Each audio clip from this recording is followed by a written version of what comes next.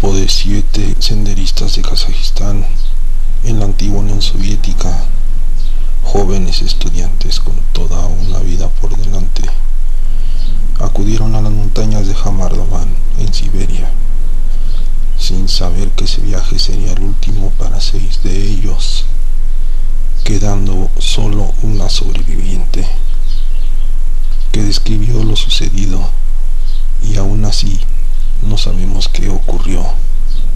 Acompáñanos a escuchar este increíble relato que aún está sin explicación.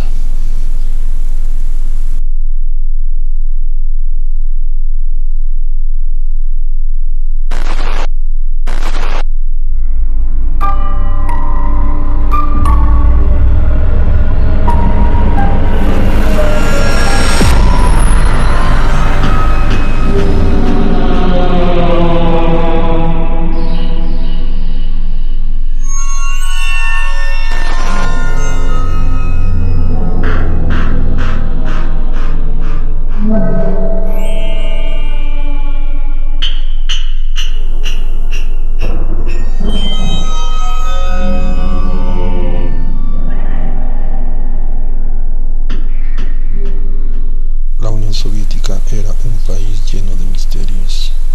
Los países del bloque socialista eran muy herméticos en cuanto a lo que sucedía en su interior, por lo que muchas situaciones se mantenían en secreto, y hay muchos incidentes sucedidos en montañas que no han dejado salir a la luz pública, y por lo tanto se prestan a especulaciones, a teorías de conspiración, y que con el paso del tiempo alimentan a las leyendas urbanas.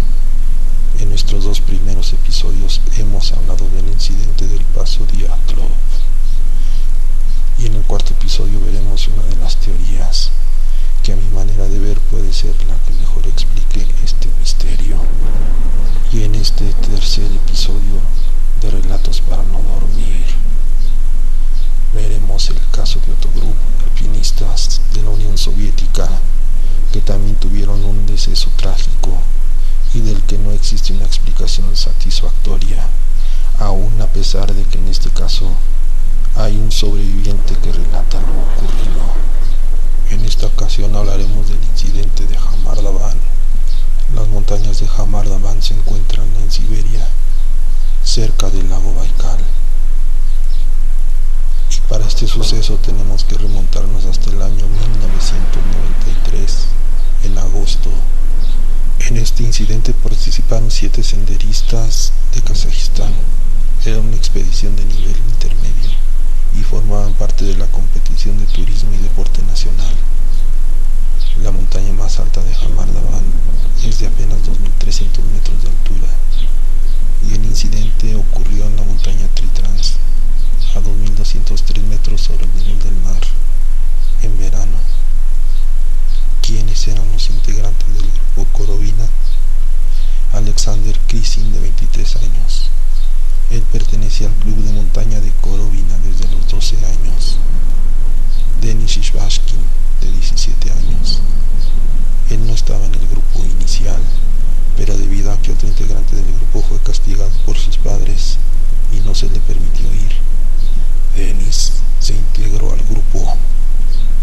Denis también era parte del club de montaña de Korovina, y en el momento que se unió al grupo, sus padres no estaban presentes. Les dejó una nota que se iba a las montañas y regresaría pronto. Timur Bubanov, de 15 años. Él vivía cerca de las montañas. Tatiana Filipenko, de 24 años. Era secretaria en la escuela donde trabajaba Korovina y había participado en otras caminatas fáciles junto a ella. Victoria Saleskova, de 16 años, tampoco era parte del grupo, ya que había presentado dificultades en caminatas invernales previas, lo cual era una razón para que Ludmila no estuviera dispuesta a llevarla. Sin embargo, Victoria convenció a su madre de que llamara a Korovina y fuera aceptada para el viaje. Y finalmente Valentina Autochenko, de 17 años,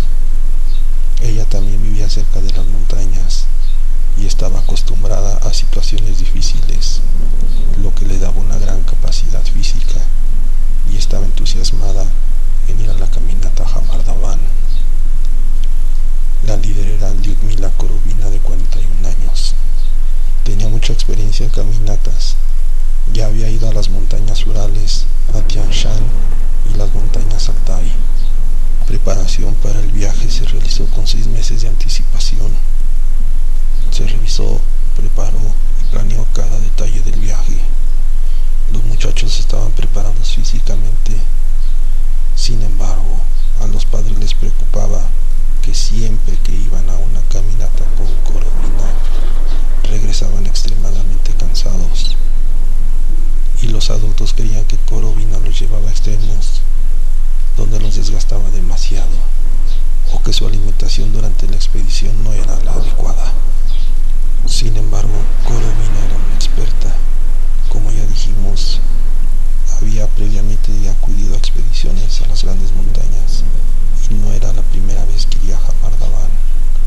Liudmila tenía una hija, Natalia, quien en 1993 tenía 16 años y que formaba parte de otro grupo que iba a las montañas de Jamardabán y estaba planeado encontrarse con su madre en algún momento de la expedición.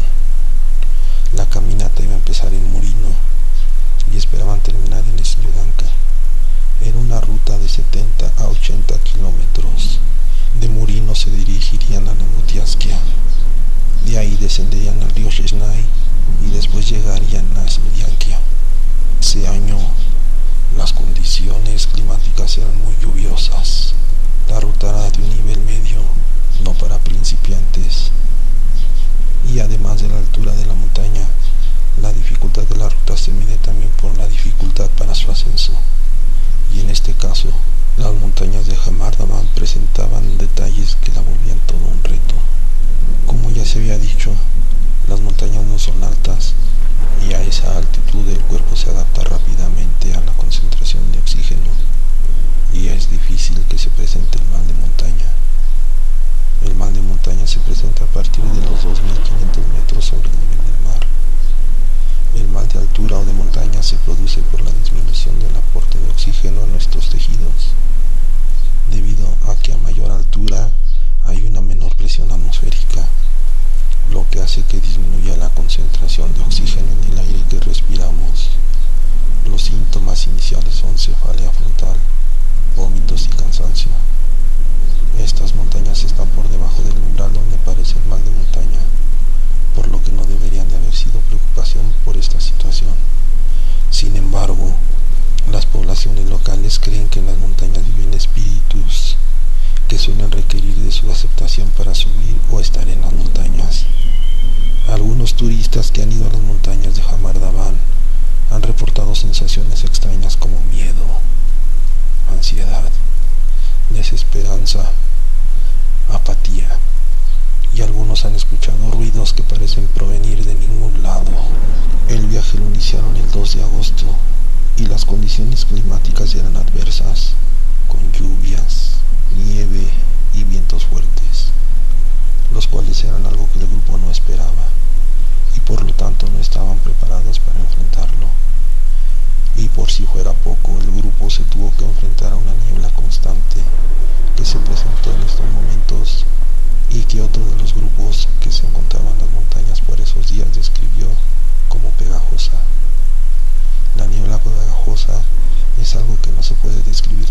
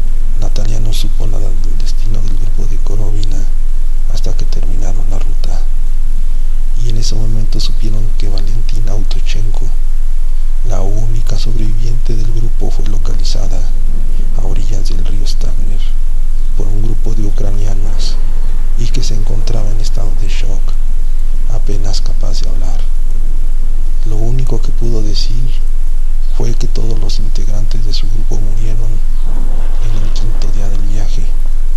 Se le pidió a Valentina Utochenko que escribiera una nota explicando lo sucedido, y escribió lo siguiente.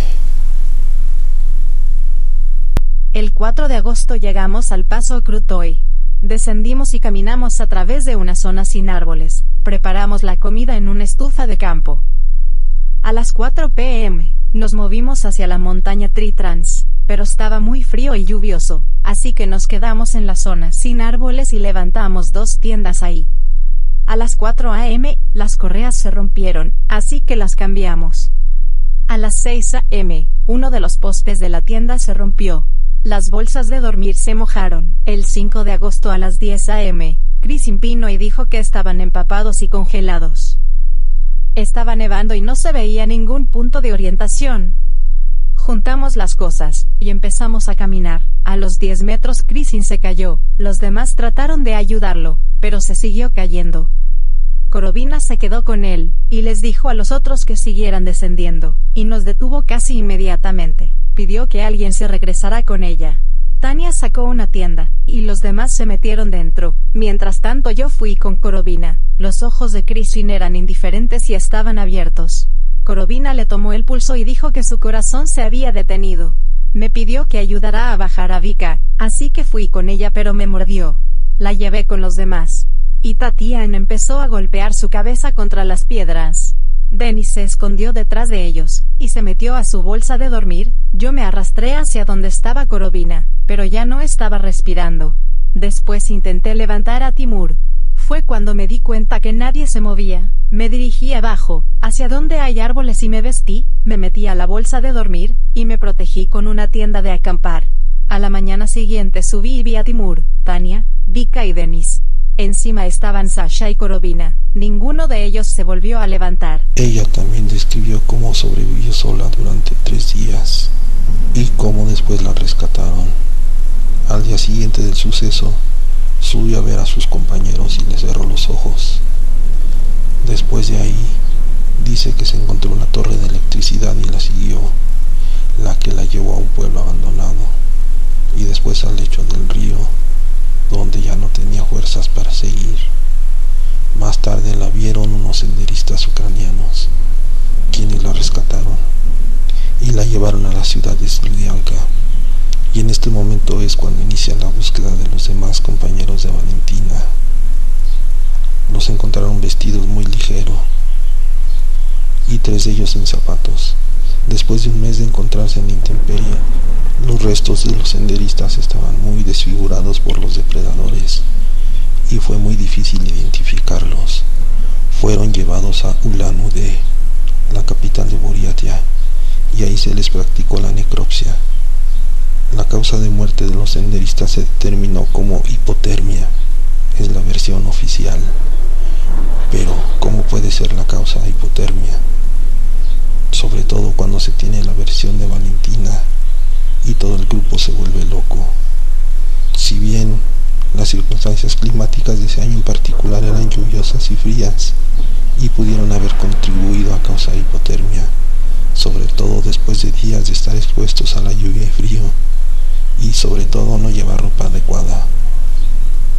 Posteriormente se cuestionó por qué Korovina no los llevó a un antiguo refugio que se encuentra a 30 minutos de donde sucedió la tragedia. Utochenko se mudó a otra ciudad casi inmediatamente que pasó la tragedia, y por 20 años se mantuvo en silencio, y aún su esposo no sabía lo que había vivido. Después de un tiempo, una periodista rusa contactó a Valentina para que le diera una entrevista, y aquí está parte de lo que hablaron. ¿Cuántas veces al día comías? 4 veces al día. Debíamos comer algo caliente. Hacíamos una fogata y cocinábamos la comida. Comíamos algo en los descansos. Leche, galletas, carne enlatada, zanahorias, betabel, cebollas, dulces, chocolates. Creo que nuestra alimentación estaba basada en una dieta de 2400 kilocalorías. Viajamos a través de zonas sin árboles, y en esas zonas utilizábamos estufas de campo, y decían que no se podía cocinar mucho en esas estufas. No recuerdo esas estufas. Era mi tercer caminata con Korovina.